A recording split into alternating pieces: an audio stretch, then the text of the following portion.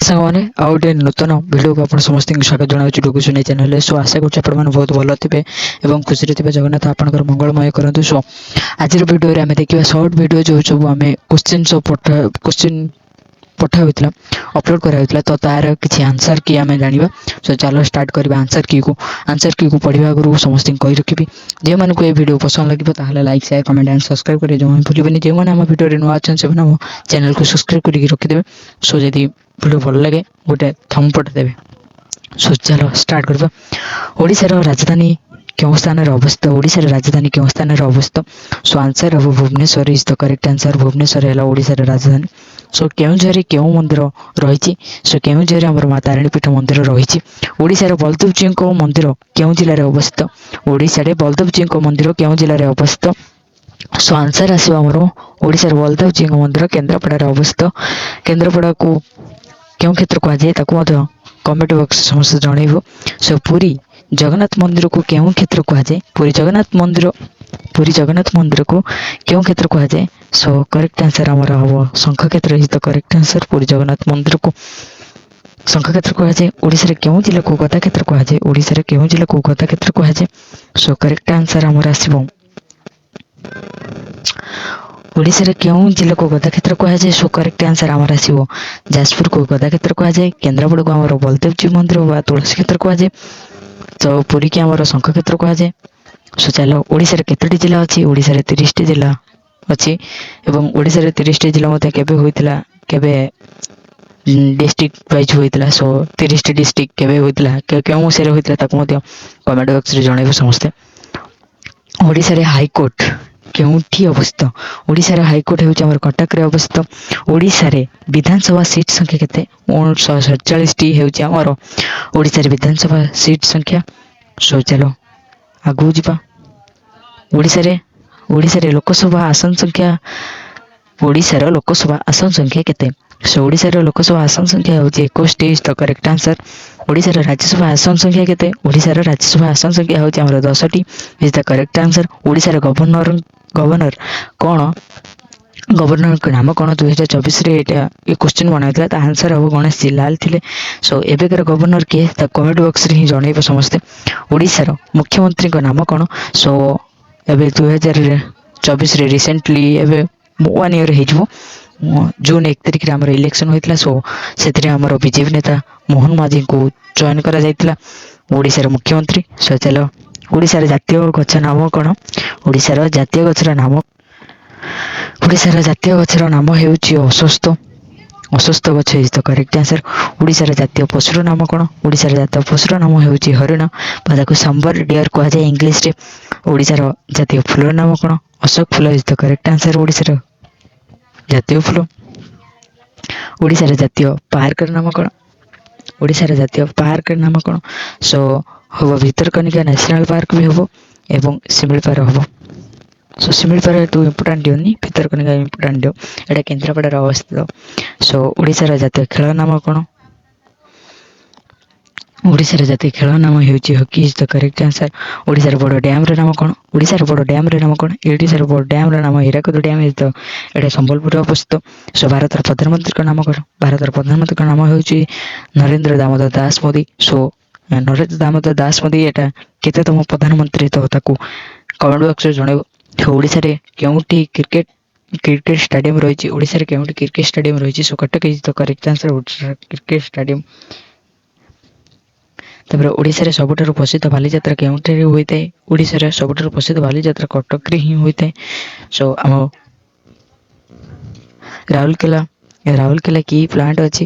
ରାଉରକେଲାରେ କି ପ୍ଲାଣ୍ଟ ଅଛି? So Rourkela steel plant is the most famous and ସବୁଠାରୁ ବିଗ୍ ପ୍ଲାଣ୍ଟ।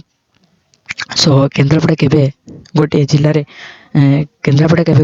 ହୋଇଥିଲା? କେନ୍ଦ୍ରାପଡ଼ା 1993 ମସିହାରେ କେନ୍ଦ୍ରାପଡ଼ା ଗୋଟେ ଜିଲ୍ଲା ଭାବରେ ଡିଭିଜନ ହୋଇଥିଲା। ସୋ 1993 ମସିହାରେ 30ଟି ଜିଲ୍ଲା ହୋଇଥିଲା। ଏଇଟା ସମସ୍ତେ ମନେ ରଖିବ। ଓଡ଼ିଶାର ପୂର୍ବତନ ରାଜଧାନୀ ନାମ କ'ଣ? ଓଡ଼ିଶାର ପୂର୍ବତନ ରାଜଧାନୀ ହେଉଛି କଟକ ପରେ ପୁରୀ ହୋଇଥିଲା, ପୁଣି ପୁରୀରୁ ପୁଣି କଟକ ଟ୍ରାନ୍ସଫର ହେଇଥିଲା, ତାପରେ ପୁଣି ଭୁବନେଶ୍ୱର ହୋଇଥିଲା। ତାପରେ 1936 ମସିହାରେ କେତୋଟି ଜିଲ୍ଲା ଥିଲା? 1936 ମସିହାରେ ଆମର 6ଟି ଜିଲ୍ଲା ଥିଲା। 6 ଇଜ୍ ଦ କରେକ୍ଟ ଆନ୍ସର। ଆମେ ଓଡ଼ିଶା ଭୂଗୋଳ ଦୃଷ୍ଟିରୁ କେତେ ନମ୍ବର ସ୍ଥାନରେ ରହିଛି? ଆମ ଓଡ଼ିଶା ଭୂଗୋଳ ଦୃଷ୍ଟିରୁ କେତେ ନମ୍ବର ସ୍ଥାନରେ ରହିଛି? ଆମ ଓଡ଼ିଶା ଭୂଗୋଳ ଦୃଷ୍ଟିରୁ କେତେ ନମ୍ବର ସ୍ଥାନରେ ରହିଛି? ଓଡ଼ିଶା ଭୂଗୋଳ ତମ ଦୃଷ୍ଟିକୋଣରୁ ଆମର ଏଇଥରେ ଅଛି। ଏଇଥରେ ଆମର ଅଛି, ଅଷ୍ଟମ ସ୍ଥାନରେ ଅଛି। ସୋ ଚାଲ ଯିବା। କେଉଁ ଭାରତୀୟ ଦେଶ ଭୌଗୋଳିକ ଆକାର ଓଡ଼ିଶାଠୁ ବଡ଼ ଅଟେ? କେଉଁ ଭାରତୀୟ ଦେଶ ଭୌଗୋଳିକ ଆକାର ଓଡ଼ିଶା ଠାରୁ ବଡ଼ ଅଟେ? ଓଡ଼ିଶା ଠାରୁ ବଡ଼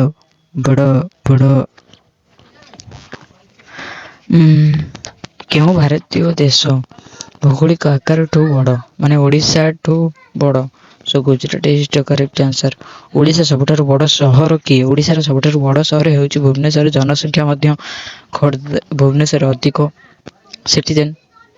ସୋ ସ୍ମାର୍ଟ ସିଟି ସେଥିପାଇଁ ତାକୁ ଦିଆହେଇଛି। ସୋ ପୁରୀକୁ କେତେ ମସିହାରେ ରାଜନୀତି କରାଯାଇଥିଲା? ପୁରୀକୁ କେତେ ମସିହାରେ ରାଜନୀତି କରାଯାଇଥିଲା?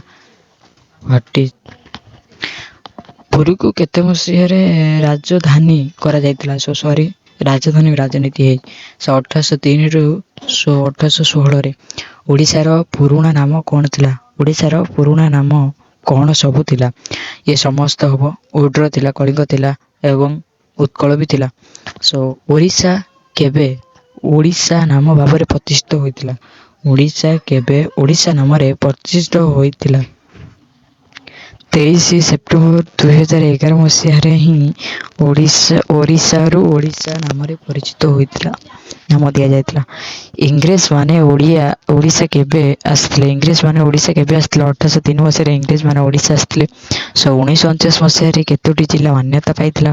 1949 ମସିହାରେ କେତୋଟି ଜିଲ୍ଲା ମାନ୍ୟତା ପାଇଥିଲା? 1949 ମସିହାରେ କେତୋଟି ଜିଲ୍ଲା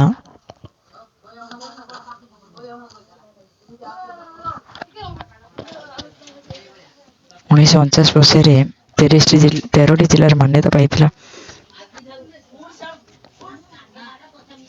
13ଟି ଜିଲ୍ଲା ମାନ୍ୟତା ପାଇଥିଲା।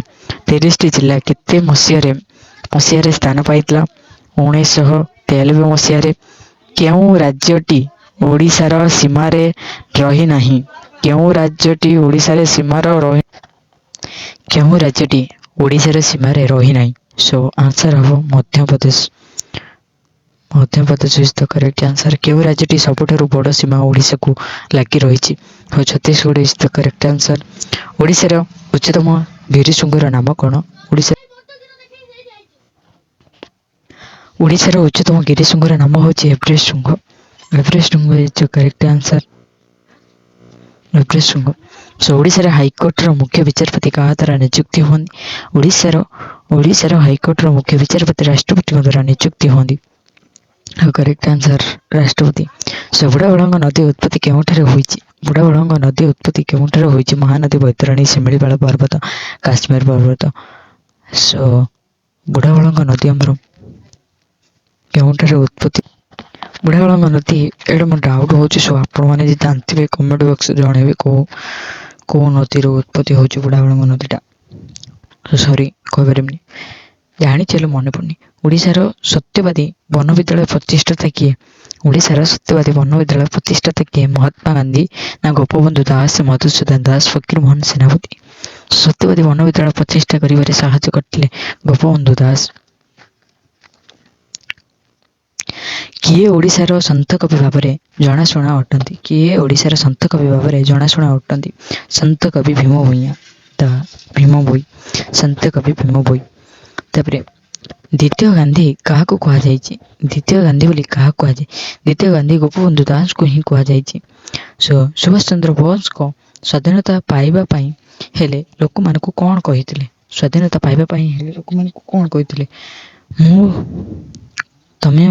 ତମେ ମୋ ରକ୍ତ ନିଅ, ମୁଁ ତୁମକୁ ସ୍ୱାଧୀନତା ଦେବି, ନା ତମେ ମୋତେ ରକ୍ତ ଦିଅ, ମୁଁ ତୁମକୁ ସ୍ୱାଧୀନତା ଦେବି? ଇଜ ଦ କରେକ୍ଟ ଆନ୍ସର ଏ, ତମେ ମୋତେ ରକ୍ତ ଦିଅ, ମୁଁ ତୁମକୁ ସ୍ୱାଧୀନତା ଦେବି। ଆଉ ଗୋଟେ କ୍ୱେଶ୍ଚନ୍ ତମ ସମସ୍ତଙ୍କ ପାଇଁ ରହିଲା। ସୋ କୋଉ ଆରାମ ହେ ହାରାମଦାୟକ ଆକୁ କିଏ କହିଥିଲେ? କମେଣ୍ଟ ବକ୍ସରେ ଜଣାଇବ। सो आज पे एतिकी सो नेक्स्ट वीडियो रे देखा सो समस्त लाइक कर दियो सेक्शन जदि भल लगी ताहले गोटे कमेंट कर दियो thank you watching in this video.